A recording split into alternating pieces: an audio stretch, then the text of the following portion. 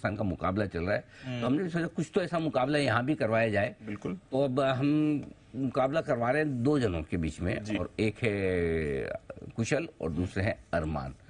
और ये दोनों आपस में इंडिया पाकिस्तान की तरह झगड़ने वाले हैं। अच्छा। मतलब बढ़िया वाली फाइट मारने वाले हैं। लेकिन इनकी फाइट है आईटी सेक्टर को लेकर। हाँ, आईटी सेक्टर में नहीं, ऐसे तो कुश्ती में देखो क्या है क्या होगा, जरा उसका रिजल्ट बताइए। आपने ट्वीट डाली है ना रिजल्ट की, जरा इसका रिजल्ट बताइए क्या होगा। देखो ऐसा है, हमें स्कूल में पढ़ाया गया था, छोटा देख के लड़ना नहीं, मोटा देख के डरना नहीं। है ना अरमान? कोई भी ये पढ़ाया था। हाँ एग्जैक्टली। हाँ, तो छोटा देख के डरना नहीं, छोटा देख के लड़ना नहीं, और मोटा देख के डरना नहीं। तो जो भी होगा मुकाबला तगड़ा होगा। रिजल्ट्स जो भी आए, ओके। तो it's more than weight, it technique matters. तो आइए, आईटी सेक्टर हमारे बुल वर्सेस बेयर, हिंदुस्तान और पाकिस्तान के मैच के पहले किस तरह की परफॉर्मेंस दे रहे हैं, शुरुआत करते हैं। कुशल बताइए। बिल्कुल सर, तो सपोर्ट में तो आपने अरमान के लिए ऑलरेडी बता दिया है। ऐसा गलतफहमी क्यों? मैंने दोनों के लिए बराबर का मुकाबला करो। बिल्कुल, तो चलिए मुकाबले की शुरुआत करते हैं। सबसे पहले आईटी सेक्टर पर मेरी जो बुलिश पॉइंट है, उसमें सबसे पहला पॉइंट अरमान मैं ये बताना चाहूंगा कि तीनों कंपनियां, ये जो अभी नंबर्स आए हैं, चाहे आप टीसीएस, इन्फोसिस या फिर एचसीएल टेक, ये तीनों के तीनों ने जो डील विंस की है वो काफी शानदार रही। इनफैक्ट 2 कंपनियां जिसमें इन्फोसिस है और साथ ही एचसीएल टेक है, यहां पर रिकॉर्ड आपको टीसीवी वैल्यूज भी आती हुई नजर आई है। जबकि अगर आप ओवरऑल जिस तरह का मूड माहौल है उसको देखें, तो हो सकता है कि अभी इनिशियली नियर टर्म के लिए दबाव हो, पर लॉन्ग टर्म के लिए बुलिशनेस अभी भी बरकरार है। देखिए बेसिकली आपने बात लॉन्ग टर्म की कही, तो मैं देख रहा था, चार्ट देख रहा था इन्फोसिस का। लॉन्ग टर्म अगर देखें थोड़ा, कि अगर कुछ दो साल से अभी तक जिस लेवल पे था उससे नीचे लेवल पर है। टीसीएस 2 साल से उस लेवल था, उससे नीचे लेवल पर है। उसी के साथ साथ अगर आप देखें, सबसे इंपॉर्टेंट चीज क्या है, गाइडेंस। कि आप गाइडेंस क्या दे रहे हैं, लगातार गाइडेंस पे डाउनग्रेड आ रहे हैं। तो आप जो लॉन्ग टर्म की बोल रहे हैं, तो एक बार लॉन्ग टर्म को डिफाइन कर दीजिए कि 2 साल पहले जब लॉन्ग टर्म बोला था उससे भी नीचे स्तर पर है हम।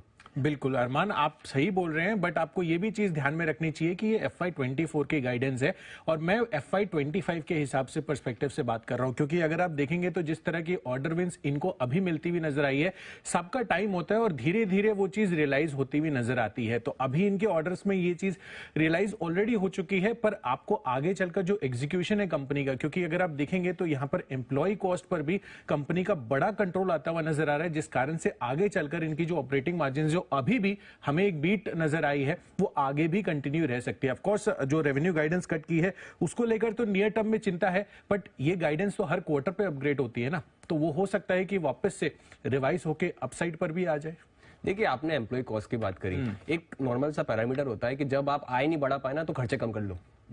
यही यहाँ पर भी होता हुआ दिख रहा है, क्योंकि अगर आप आईटी कंपनीज के लिए अगर आप सबसे मेजर खर्चा क्या होता है, एम्प्लॉय कॉस्ट। उनका 50% उनका रेवेन्यू का जो खर्चा देगा वो एम्प्लॉय कॉस्ट देगा। जब आय दिख नहीं रही तो कर्मचारी लगातार कम करे जा रहे हैं। अब कर्मचारी कम करने का तरीका तो कॉस्ट कम हो गई, तो अब तरीका ये हो गया कि cost optimization. Generally cost optimization आपने देखा होगा, कोविड के टाइम पे कॉस्ट ऑप्टिमाइजेशन खूब हुआ, क्योंकि आय नहीं बढ़ रही थी तो कॉस्ट बचा लो, और वही यहाँ पर भी होता हुआ दिख रहा है। देखिए आपको ये चीज भी आपको ध्यान में रखनी चाहिए कि जो अट्रिशन रेट है वो भी लगातार पिछले 3-4 क्वार्टर से आईटी कंपनियों का कम होता हुआ जा रहा है। तो इसका मतलब जो एग्जिस्टिंग सेट ऑफ एम्प्लॉइज हैं वो भी वो रिटेन कर रख रहे हैं, और उनकी जो प्रोडक्टिविटी और जो एफिशिएंसी है ना वो ये बढ़ाते हुए नजर आ रहे हैं। क्योंकि आगे चलकर जो बड़ा ग्रोथ ट्रिगर नजर आ रहा है आईटी कंपनियों के लिए वो है आर्टिफिशियल इंटेलिजेंस का, और जिसकी वजह से इन्होंने अक्रॉस, अगर आप इंडिया लेवल पे भी बात करेंगे या फिर वर्ल्ड लेवल पे, यहां पर एनवीडिया के साथ आपने देखा कि टीसीएस की जिस तरह की पार्टनरशिप हुई, तो यहां पर जो अपनी जो वर्कफोर्स है उसको और ज्यादा प्रोडक्टिव बनाने पे इनका फोकस बढ़ रहा है। देखिए एट्रिशन पे मैं एक दूसरा एंगल डालता हूं आपको, इस समझिएगा इस चीज को।